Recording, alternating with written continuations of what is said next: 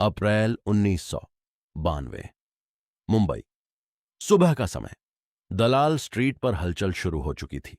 लेकिन उस दिन कुछ अलग था। बॉम्बे स्टॉक एक्सचेंज की इमारत के बाहर भीड़ जमा थी। अंदर टेलीफोन की घंटियां लगातार बज रही थीं। किसी को जवाब देने की फुर्सत नहीं थी। शेयर बाजार गिर रहा था, तेजी से, बेतहाशा। निवेशकों के चेहरों पर डर साफ झलक रहा था। कुछ ही हफ्ते पहले यही बाजार आसमान छू रहा था। अब वह जमीन पर आ रहा था। और इस गिरावट के पीछे एक नाम था जो कल तक बिग बुल कहलाता था।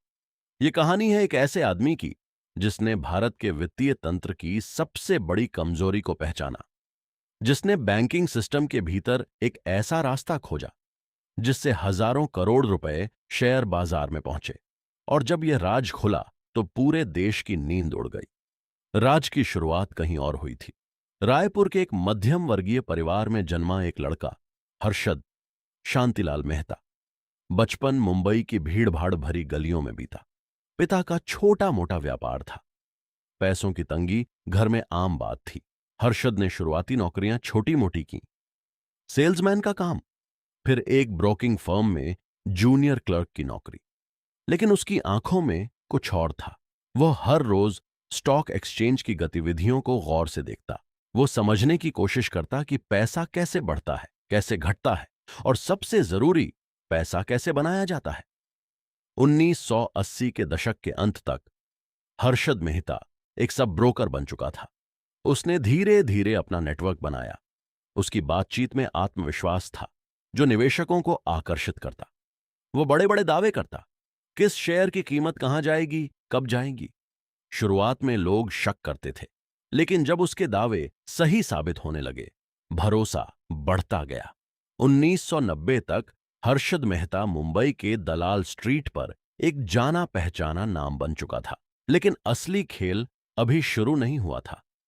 भारत का बैंकिंग सिस्टम उस समय एक अजीब नियम से बंधा था।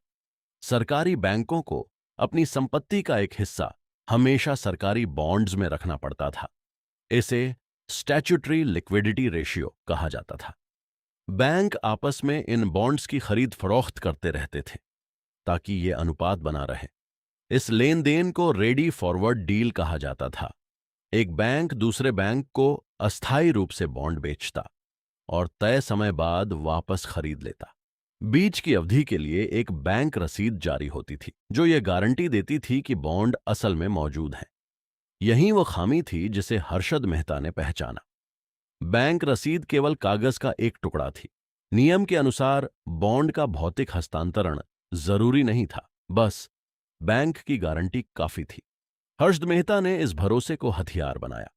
उसने कुछ छोटे और कमजोर बैंकों से सांठगांठ की। बैंक ऑफ करार, मेट्रोपॉलिटन कोऑपरेटिव बैंक जैसे नाम इस जाल का हिस्सा बने। ये बैंक बिना असली बॉन्ड के भी रसीदें जारी करने लगे। इन फर्जी रसीदों को गिरवी रखकर हर्षद मेहता बड़े बैंकों से, जिनमें स्टेट बैंक ऑफ इंडिया भी शामिल था, भारी रकम उधार लेता और यह रकम सीधे शेयर बाजार में पहुंचती। Tension peak. यह पैसा बैंकिंग सिस्टम का था, जनता की जमा राशि का था, लेकिन यह शेयर बाजार में एक ही दिशा में बहने लगा, हर्षद मेहता की पसंद के शेयरों की तरफ। एसीसी, एक सीमेंट कंपनी जिसका शेयर कुछ महीनों में 10 गुना से भी ज्यादा उछल गया। इसके पीछे कोई कंपनी का असली प्रदर्शन नहीं था। यह सिर्फ एक आदमी की ताकत थी, बैंकों के पैसे की ताकत, जो अनजाने में उसकी मुट्ठी में चली गई थी। 1991 और 1992 के बीच बॉम्बे स्टॉक एक्सचेंज का सेंसेक्स लगभग 3 गुना बढ़ गया। आम निवेशक खुश था। अखबार हर्षद मेहता को बिग बुल कहने लगे थे। उसका जीवन स्तर भी बदल गया। वर्ली में एक आलीशान फ्लैट, टोयोटा, लेक्सस कारों का काफिला, जिसे मुंबई की सड़कों पर कम ही लोगों ने पहले देखा था। पत्रकार उसके घर पर इंटरव्यू लेने आते।